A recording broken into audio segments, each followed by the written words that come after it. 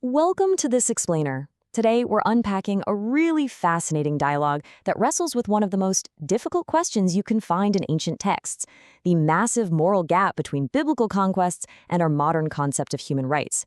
If you've ever felt a stark sense of shock when reading ancient histories, you were definitely not alone. We're looking at a highly structured philosophical conversation between a skeptical inquirer and a theistic philosopher. We're going to examine exactly how scholars and theologians bridge the gap between texts that seemingly mandate total destruction and our modern understanding of morality. Now, we aren't here to take sides, but rather to impartially break down the historical, linguistic, and theological arguments presented in this dialogue. Okay, here's our roadmap for today. We're going to cover 1. The moral tremor, 2. Judgment versus malice, 3. Divine sovereignty, 4. Ancient military hyperbole, and finally, 5. The New Testament shift. Let's dive right in. Section 1, the moral tremor, where we grapple with the text. So when reading this decree about the conquest of Canaan, the modern mind experiences a totally justifiable moral tremor. I mean, if we don't feel a jolt of shock when reading Deuteronomy 20, we probably aren't reading it closely enough. It literally says, "Thou shalt save alive nothing that breatheth." On its face, to our modern sensibilities, this looks absolutely indistinguishable from what we define today as ethnic cleansing. If a modern nation-state issued that exact decree right now during a border dispute, international tribunals would immediately prosecute their leaders for crimes against humanity. Which raises a really critical question. How does the text actually differentiate this ancient command from what we would prosecute today as a massive crime? Are we just looking at ancient genocide? Or is there a structural difference in what's actually being described? Well, to understand the apologist's defense in our source material, we really have to look past those surface similarities and dig into the underlying motives and contexts. Moving to Section 2, Judgment versus Malice, looking at the historical context. The theological argument here frames the Canaanite destruction not as xenophobia or racial supremacy or even territorial greed, but actually as corporate capital punishment. In other words, it's framed as a judicial death sentence handed down to an entire culture, rather than a war driven by human hatred. This is a huge distinction in the dialogue. Modern atrocities, they're typically driven by human pride, political survival, or ethnic hatred. But the theological framework argues that the biblical events were entirely different in motive. It was an act of divine judicial execution directed at a specific culture that, according to the narrative, had become completely morally bankrupt. According to the dialogue and scholars like Harvard archaeologist G. Ernest Wright, this judgment was a delayed response to some incredibly extreme institutionalized practices. We're talking about a culture where systematic child sacrifice to deities like Molech, ritualized sexual violence, and just pervasive institutionalized cruelty were the absolute norm. But the dialogue emphasizes another super-critical historical point. This wasn't some sudden, arbitrary wipeout. The text claims God actually waited over 400 years for these nations to turn from their practices. Back in Genesis 15, God tells Abraham the judgment is delayed because the iniquity of the Amorites is not yet full. So the argument is that this was a deeply delayed final judicial response to centuries of extreme cruelty. And this brilliantly illustrates the core structural difference proposed here, completely separating human geopolitics from a specific divine decree. On one hand, you have a biblical judgment sourced in a sovereign decree motivated by moral justice and strictly limited to a unique, non-repeatable era. On the other hand, modern geopolitics is sourced in human tribalism, motivated by subjugation, and tragically, it's highly repeatable. By setting up this framework, the philosopher in our dialogue argues that comparing human-driven genocide to a theoretically perfect divine judgment is literally a false equivalence. All right, Section 3, Divine Sovereignty in Life, Ontological Authority. From a strictly theistic perspective, God is the author of life, and that means the termination of life by God is structurally different from human murder. The dialogue brings in that famous verse from Job to really anchor this deep philosophical concept. Basically, if you operate from a worldview where a creator authored all of existence, then every single human being has a lifespan determined by that creator. Everyone dies eventually, right?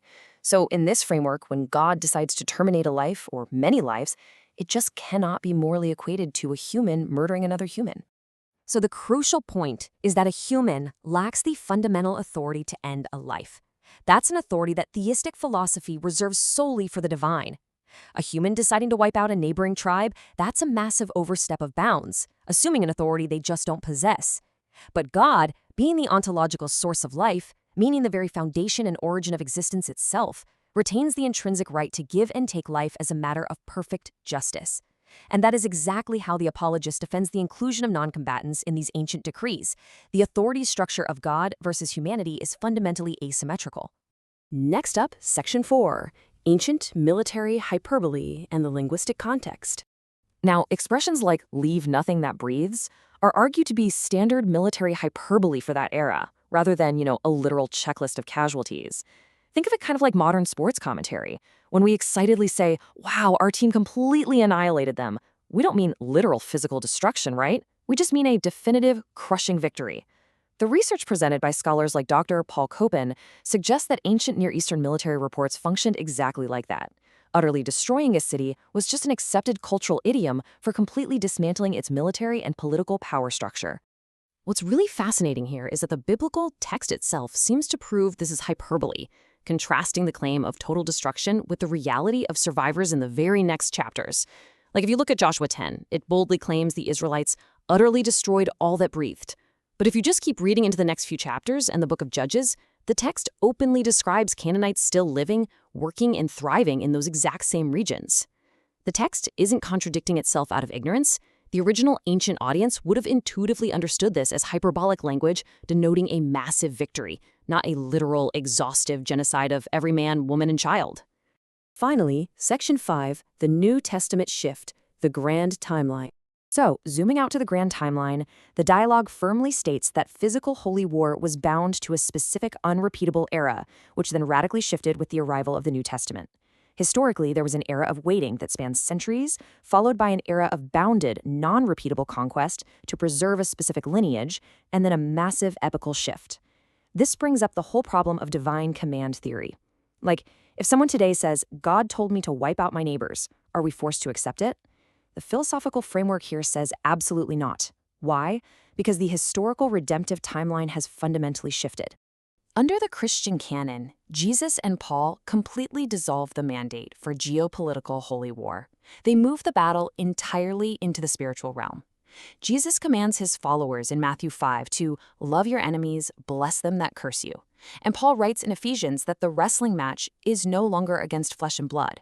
The mandate for physical, earthly conquest is just totally dismantled in the New Testament texts. Therefore, the text argues that anyone using these ancient conquests to justify modern violence is committing a severe theological error. They're ripping a uniquely bounded, non-repeatable ancient judgment completely out of its specific historical era and violating the explicit universal commands laid down in the New Testament. You literally cannot use the book of Joshua to justify a modern political land grab without completely ignoring the rest of the theological canon presented in the source material. So to summarize the dialogue's conclusion, these accounts I presented as unique, circumscribed acts of divine discipline, complete with strict warnings to Israel itself. Think of it like this. Modern conflicts are horizontal. It's just flawed humans fighting flawed humans for power. But the biblical narrative frames the Canaanite conquest as vertical, a holy God enacting judgment through an instrument. And crucially, that instrument, Israel, was explicitly warned that if they started practicing those same atrocities like child sacrifice, they would face the exact same severe justice and exile. This text was never intended to be a blueprint for human warfare. It was designed to highlight the ultimate severity of divine justice against deep moral corruption. So when we take the time to really understand the ancient idioms, those specific bounded timelines, and the profound difference between flawed human ambition and the concept of perfect divine sovereignty, does it shift how we view these ancient records? Does separating human malice from divine judgment change the moral calculus of history for you? Thank you so much for joining this explainer today, and we hope this dive into the source material has given you some really powerful new frameworks to think deeply about this fascinating topic.